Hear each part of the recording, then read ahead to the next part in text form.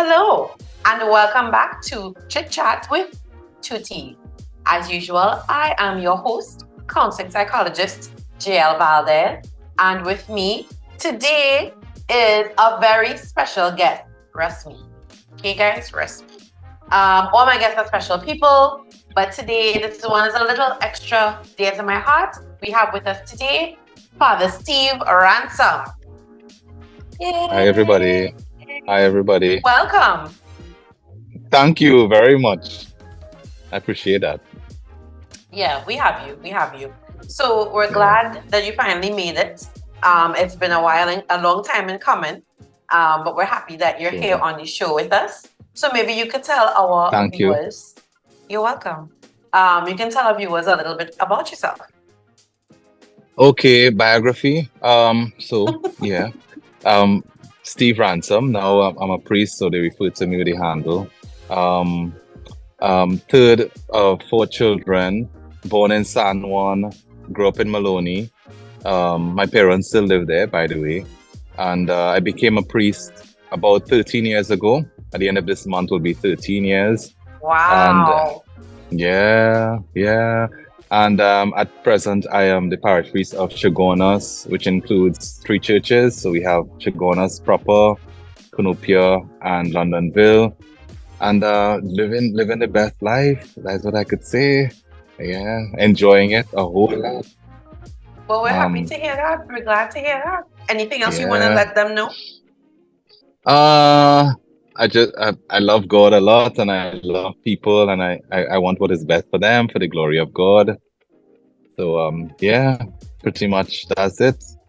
I guess the All rest right. it will come out in the conversation, I hope. It will come out in the conversation. It will.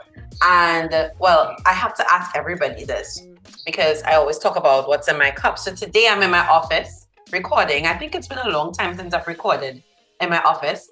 Ricardo, this is our what was his name from Power Ranger? Zordon. Our Zordon, our Oz, our floating head that sometimes pants his wisdom. My producer and content creator partner, Ricardo Mitchell. So he's here too, guys. Sorry I didn't introduce him at the beginning, but he's always here. So this is my cup and my boss lady cup, which is the cup that I use at work. Oh, nice. And today I'm Nice, drinking actually. some a cappuccino, a cafe barista cappuccino. It's quite lovely. I don't often drink coffee, but sometimes I feel for a little pick me up, and today's one of those days. So that's what's in my cup. How about you, Father Steve? What do you have over there? Okay, so the cup itself is from Rituals, and I really like it's autism awareness, dare to be yourself. Oh. Okay, but so originally the cup had hot coffee, hot chocolate. One of the members of the staff bought it for me, which was really nice. But I reused the cup because I'm trying to save the environment. I washed it though. I washed it anyway. But now it's just like Twinings Earl Grey. Ooh, Twinings, very fancy. We like Twinings over here. Exactly. So that's what's in your cup, figuratively. Yeah. I mean, literally, sorry, but figuratively, what's happening? Because I could only imagine being a priest is more than a handful. So what's going on with you, and what's happening figuratively? What's in your cup? Oh, well, thanks for asking. Well, to be honest with you, it's a bit of a transition I've been undergoing. In the last 6 months, I lived abroad. So I lived in Europe, Belgium in particular, and I returned home, I think, October or November. With no chocolates for me, ladies and gentlemen. Yeah. When I go back to visit, the luggage will be empty, so I'll stuff all in for you. Yeah, but so I came back to Trinidad, and on the February 22nd, I moved to Chagonas, and I have been here now for is it close to 3 months? Oh wow! Yes, exactly. So it's not a long time. I'm still figuring out the geography, figuring out where to go and how to get what I need. So from that point of view, I would say it has been a transition, but not an upheaval, because it's good to be back home.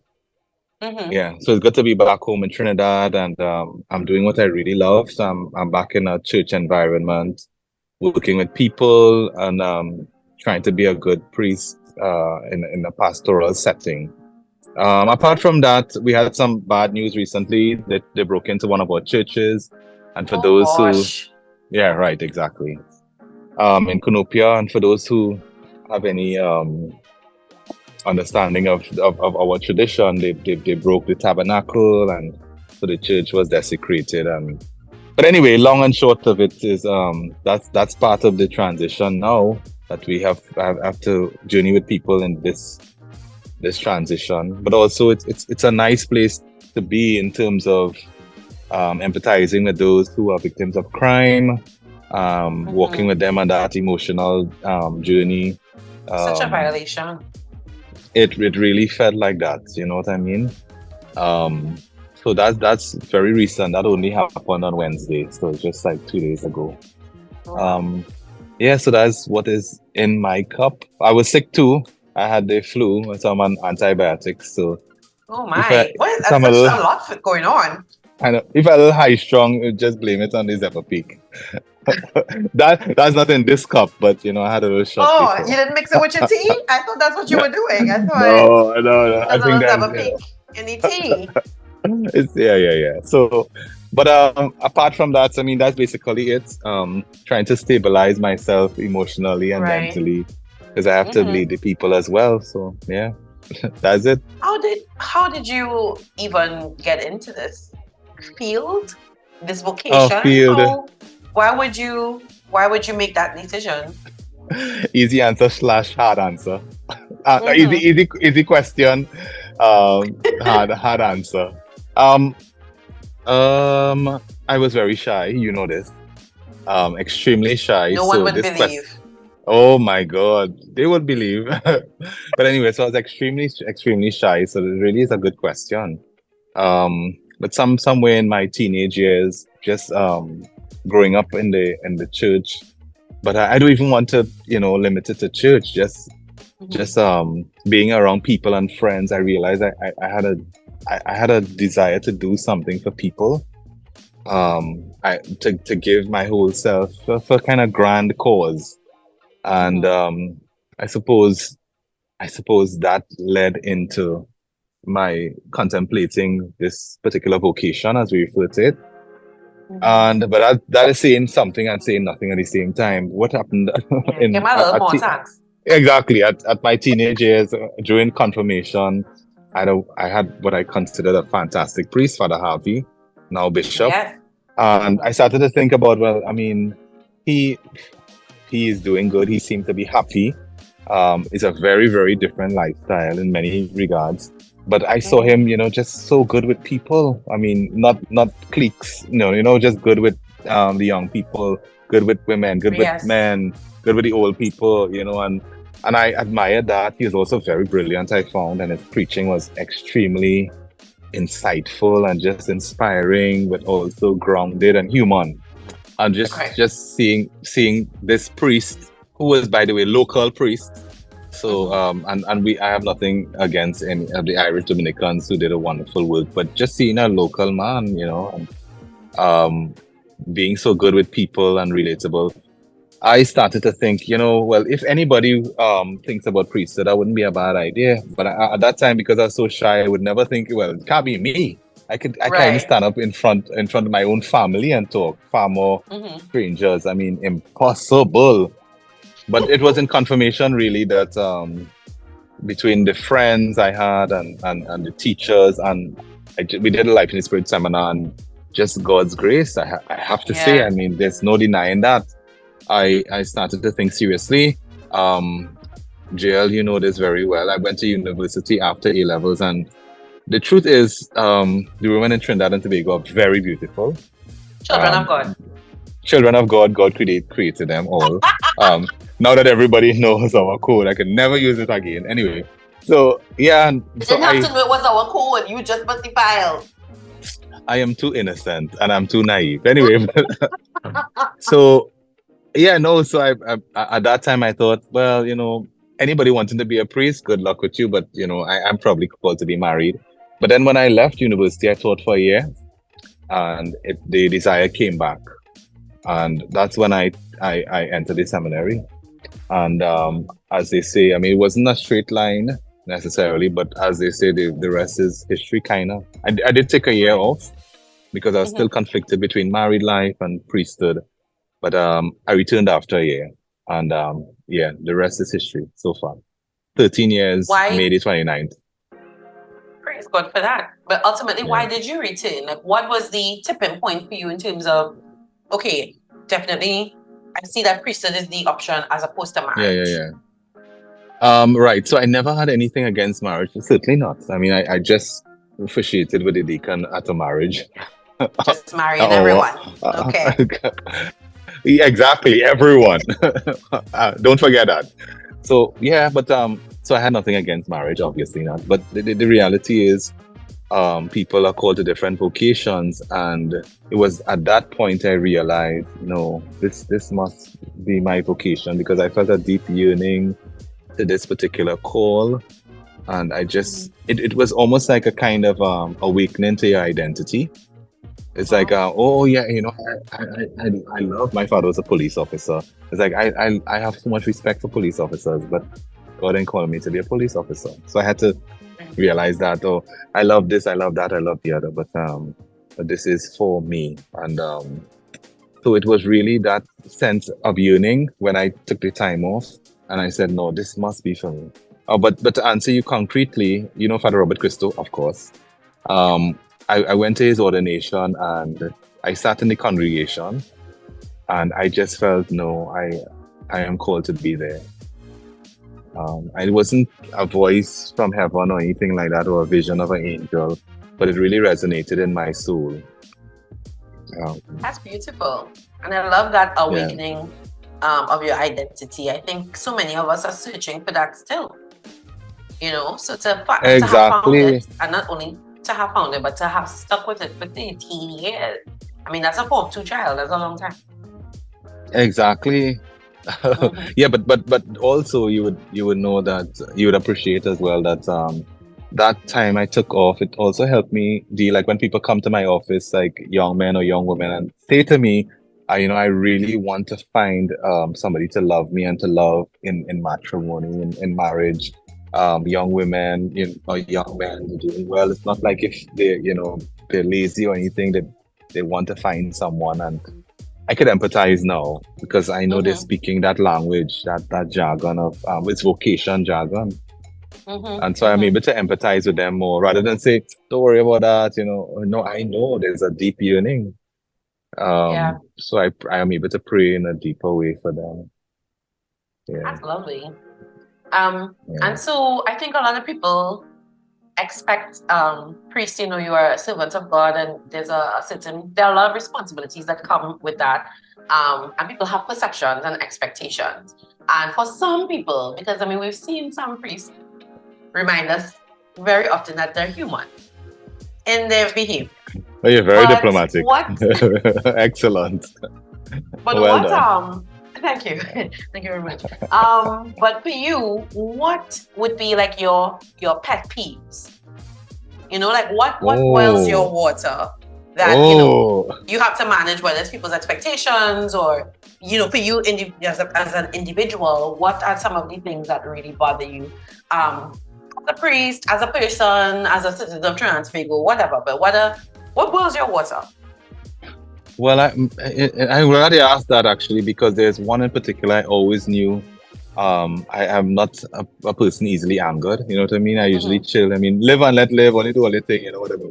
But what really, really gets me is when I see it a lot at funerals.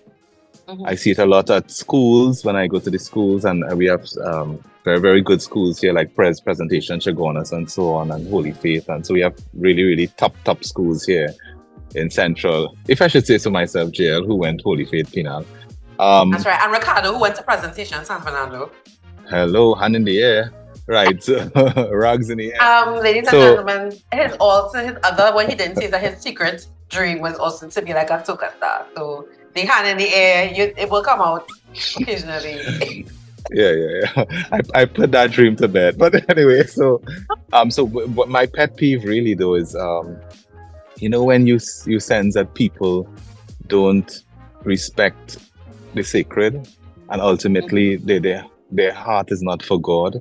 It pains me, and I'm a sinner. It pains me to see the All of glazed us. look. Yeah, exactly. The kind of indifference, the nonchalance, the um disregard. But then you see them have so much energy for money, or so much energy to get their child into a prestige school. Nothing wrong with these things, right? Or so much energy around, please call me doctor. And that's fine. Wonderful, Right. wonderful. Or don't you ever forget an engineer, whatever.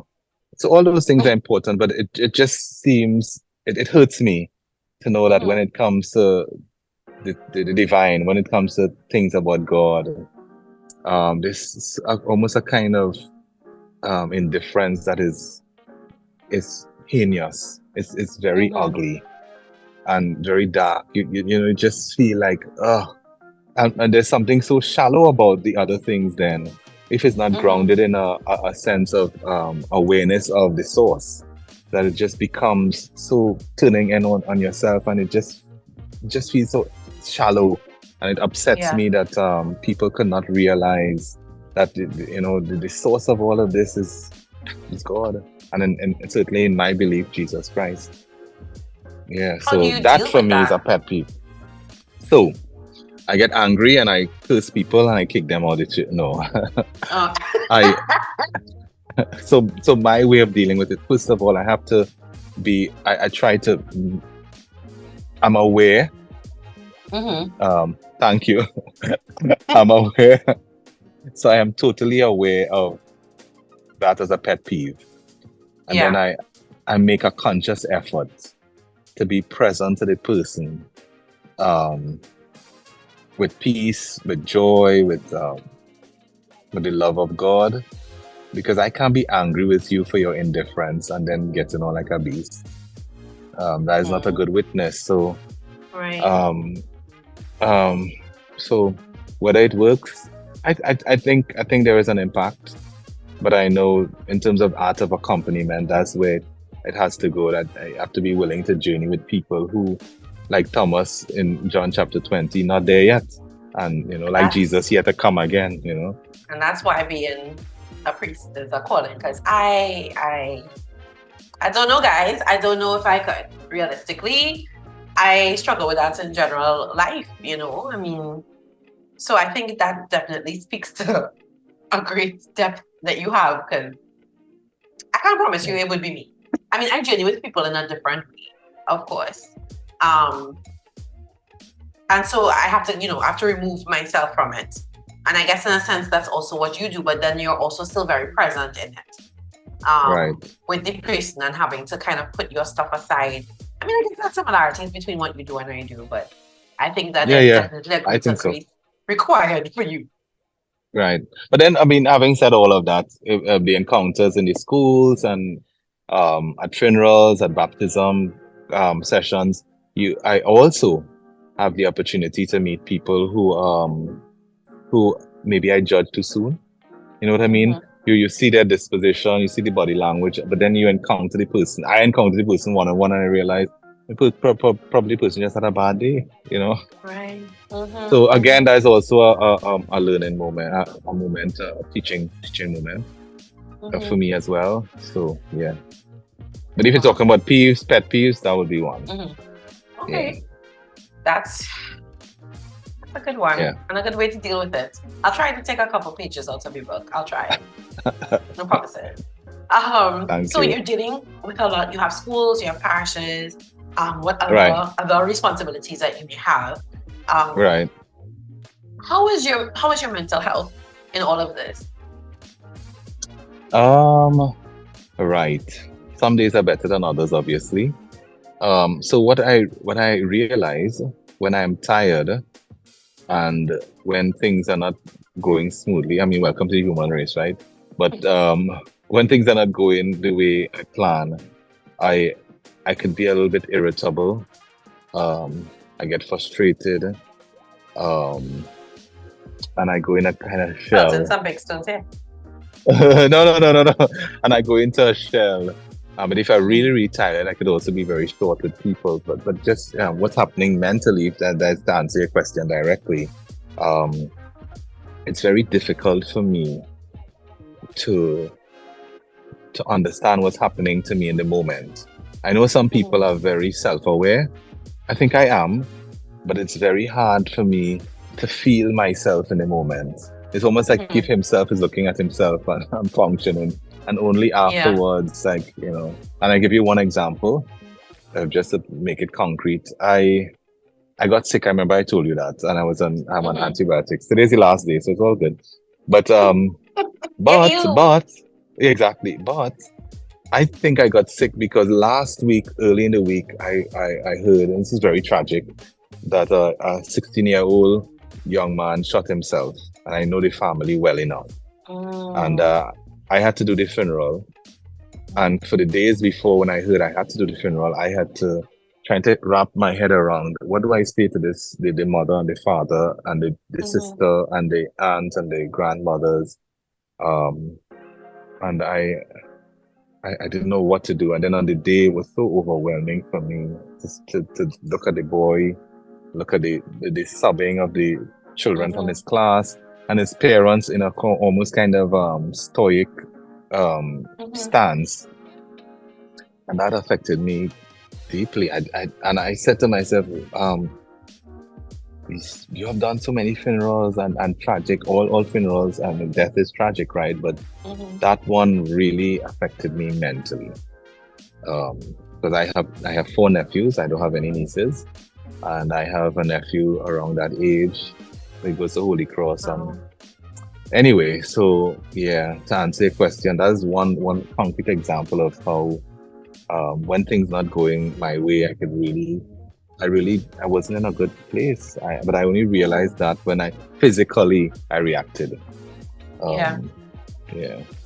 And that happens. I think a lot of people either are not aware or they ignore the fact that your physical health, because and Ricardo knows I say this all the time, your physical health and your mental health are inextricably linked. So Okay. sometimes even if you're not addressing something or acknowledging something consciously, your body will always let you know. Right. And that's what happened to you. You got sick, Right. physically sick, Right. Exactly. Right. So Exactly. mhm. So. There's so many other things. There's so many expectations of you. Everybody wants some of your time. Like Right. how do you manage with all of it? The perceptions of priest is not always a positive one. How do you treat with those things, and how do they make you feel? Or Ricardo is saying the intellectual awareness does not exclude us from the emotional experience. Well said. Well said. He went pres. Don't remind Well said. us. Well said. Well said. Well said. Yeah, and that's in a nutshell. Okay, so I have gotten better, I must say. I felt like I was very self-conscious at first wearing the clerical. I still do use it when I go to the bank, long story. But generally speaking, Story that feels like we should know.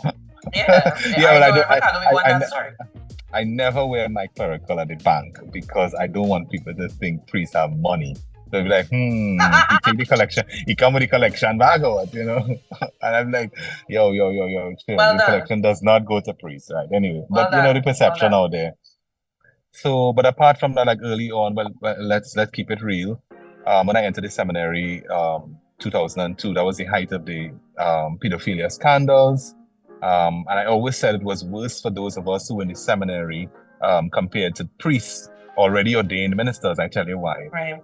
When a priest is in a parish, people will say, all of them priests are. So could I be graphic in the words we use, the phrase we use? No, no. Yeah, go ahead. Go Could ahead. I? Like, okay, all of them priests are set up, man. Right.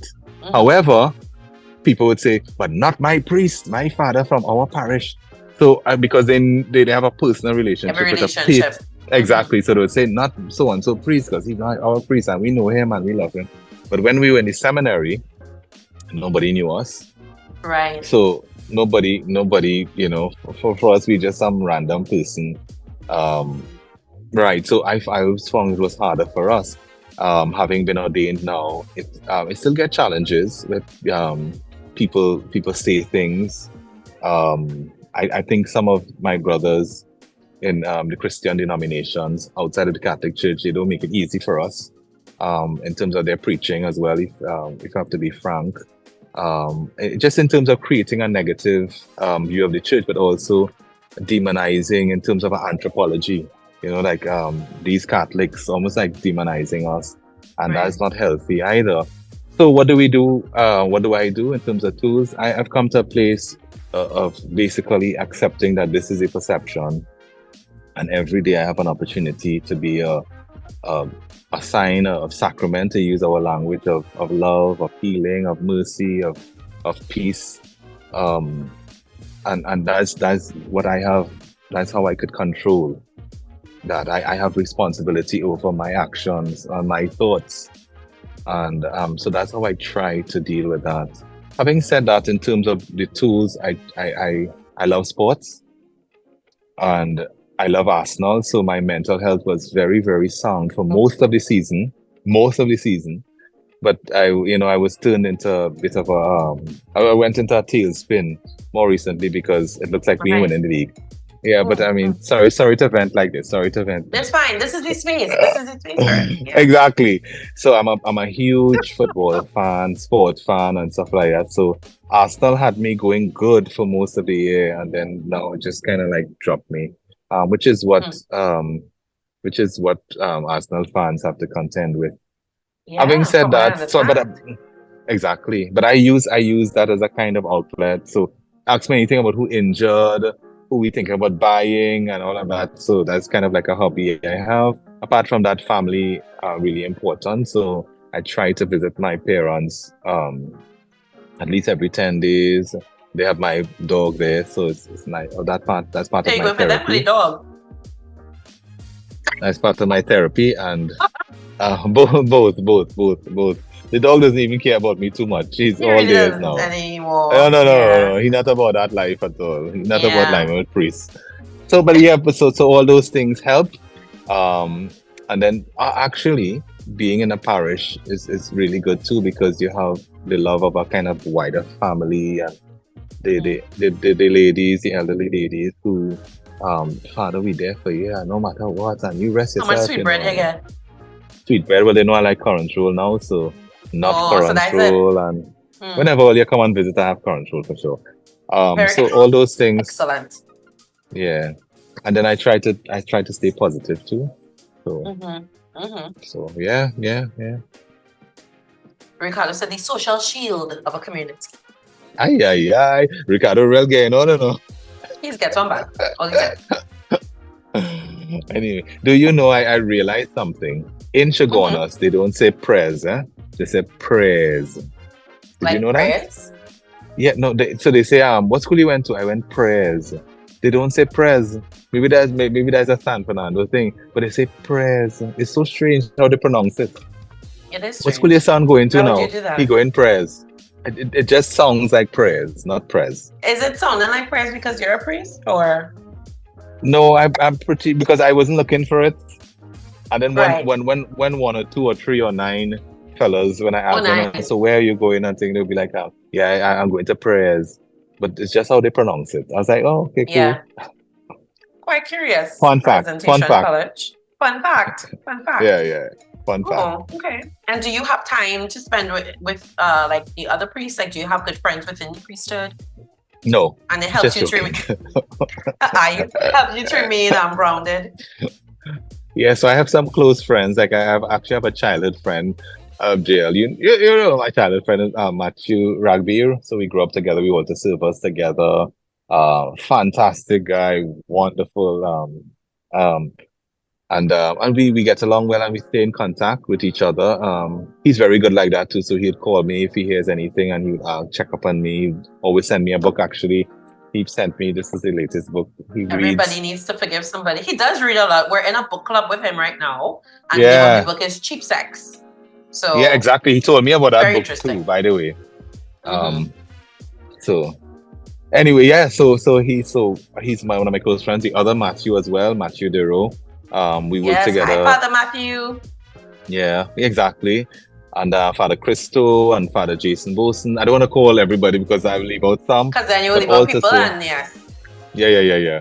But and then some of the Good priests people. were, yeah, really, really, really good, wonderful guys. Hardworking, down to it, and I know I use this word already. Very human. Mm-hmm. Um, so you could touch their humanity in that way, but Mm-hmm. also kind of like they help their people to look up to Christ as well. Really, Mm-hmm. really. So those are my friends, but I also have friends who are not priests, but I know that's not what you asked me about. So, No, but you could tell but us about them too, because I'm sure they're very integral in maintaining good mental health. yeah, so I have two of my best friends from school. They're Mm-hmm. female. One migrated to Canada, so I haven't spoken to her in a few months, which is not good. And the other Do one still better. lives here. I know. But so I also have friends which I cherish too because they don't care too much about titles and stuff. Not they respect, but they see me beyond those things, and it's important too because I am more than what I do, and they remind me of that Oh too. So my they God. appreciate me. Yeah, I've been yeah, having this conversation with a lot of people. Just yesterday, I had a client, and trying to get that concept that we are not what we do, although what we do is part of who we are.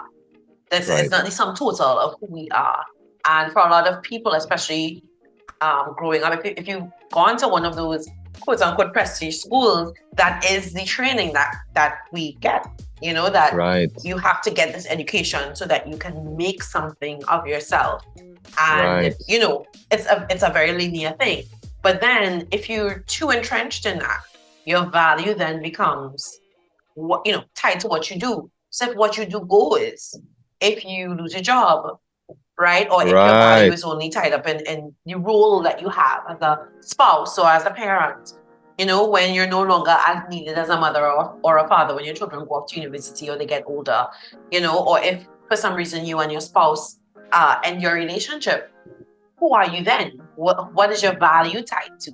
So, and that impacts people's mental health in a big, big way, right? So I'm very happy that you said that. So thank you for sharing that. yeah, you're welcome. Yeah, so and so they really keep me grounded, all to say, and as well as Mm-hmm. my family. And JL, you are part of that too. So yeah, to be quite frank, yeah, you know to keep it real for I sure. really do. Yeah, I try my best.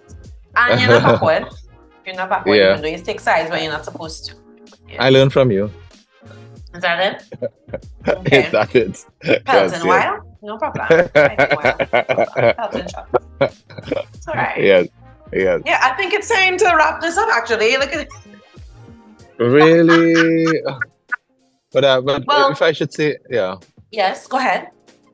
yeah. And then you have helped me a lot too, just Oh. to name some of the things I go through. Because I Mm-hmm. remember I told you I'm very shy, but you could kind of like call me out on certain things. And I give you one example, like you would constantly tell me about learning to receive feedback, Yeah. positive, whatever, and that is a game changer for me. Yeah, He's because saying positive feedback, guys, but his compliment does not do well with receiving it. Look at his face right now. So, yeah.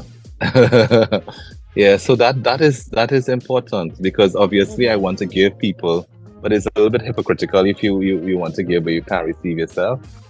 There's a little bit of pride there too, don't you think? Maybe. Mm-hmm. Yeah. Yeah. Maybe. Yeah. Exactly. So thank you, Jill, for that. You're welcome. So I've known father a very long time. Um, before university. A long time, yeah. Yeah, Yeah. before I before would I was say in university. I think I was still in secondary school. When I at met him for the first 2002. time. Yeah, 2002. so I was like in form 4 or something. Like, it was I was secondary school, so I've known him a long time. And I think we've both seen each other grow and we've both gone through quite a lot. So he is definitely part of my support system as well. So I was super happy when he agreed to come on the show and just give a little insight into what it is like walking in his shoes. Because I also think, and another point I wanted to raise, a lot of people believe that if you're praying, if you have your faith, then you don't need therapy. or you Right. don't need to talk about it. So what is your take on that? Well, I know it's always comforting for us when we keep the binary opposites or the zero sum kind of way of thinking, black or white. Bright, Yeah. Well, no, well, I mean, okay, thank I can receive that. Aren't we all? No, but yeah. So I would say, yeah. What the reality is, if you look at Jesus, for instance, good example. So Jesus prayed, right? We all know that, but we also know that Jesus, I mean, on the cross, Eli, Eli, lama sabachthani. The theologians refer to it as the God forsakenness that Jesus experienced, and that Jesus was able to be so honest about it, or even before, let this cup pass me by, but let your will, not mine, be done. And then he says, my heart is overcome and stuff like. I mean, this is Jesus entering into those moments. Yes, he prayed. He woke up early and he prayed, but he was able to say, my heart is sorrowful, and he sighed when he was entering Jerusalem. And so yeah, and Jesus was praying all the time, but Jesus also understood what it meant to suffer, and he entered into the suffering too. So it's not one or the other. It's even as I pray, I allow myself to integrate all these things, and that's part of our own humanity, that we could integrate those moments, and rather than being denial about it. No, I'm good. What? I pray, so I'm blessed. Yeah, we're blessed, but I going through hell right now. I'm feeling like I'm going through hell, and that's fine. It's My fine. Lord, why have you forsaken me? Jesus himself on the cross, you know what I mean? So yeah, true stories in the Bible. You could Google it. Good.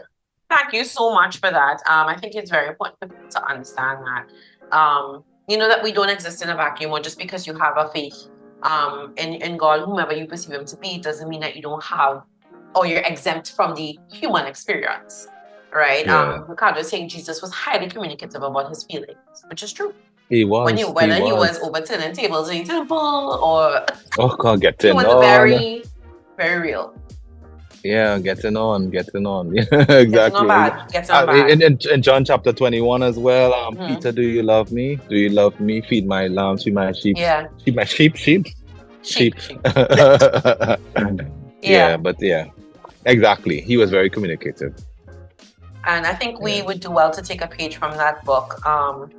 For whatever reason, just say how you feel, and ensure that you could process that in a safe way, in a healthy way. So we thank you for that. And viewers, ladies and gentlemen, if it is that you would want to probably hear a little more Father Steve and how he speaks, you can feel free to visit him at any of his communities, or at his main parish in Shoguanas, the Shoguanas Roman Catholic Church. What's the name of the church there? Saint Philip and James. What's that? Yeah. So Saints Philip and James. Saint Philip and James, right? In on Shoguanas Main Road. Yeah, opposite the police station. So if you're the whole year, can't miss it. If they lock you up and thing, and then whenever they release it, you could walk straight in. You could just come, just go right across the street. That's exactly. Yeah. Exactly. So feel free to visit him. There are regular masses there. What are the mass times at that church? So we have 3 on the weekend. So Saturday at 7 p.m., Sunday morning 8:30, and then we have a Sunday evening at 6 p.m. and then Tuesdays at 5:30, and then the other days we have in the other communities as well. So you can find them. You can find them is what we're saying. All right. So Father Steve, it has been such a pleasure having you here. Thank you so much It's really nice. For stepping out of your busy schedule and your shyness and coming to chat with us a little bit and having a little tea with us. We appreciate you very, very much.